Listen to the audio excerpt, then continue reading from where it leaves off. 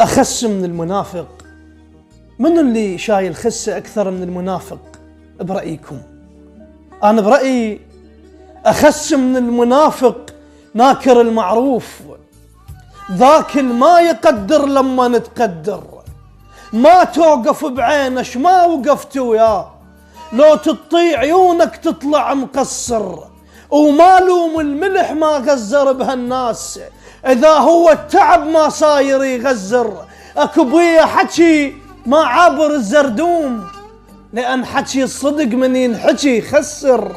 بيما انقصرت حتى انحسب مو زين، وانا الما كنت بالضيج متعذر، ما ينظف الحاقد لو تنقع اسبوع، هم مثل الحديدة يطلع مزنجر، بسك يا قلب جبت العمر ملتوم،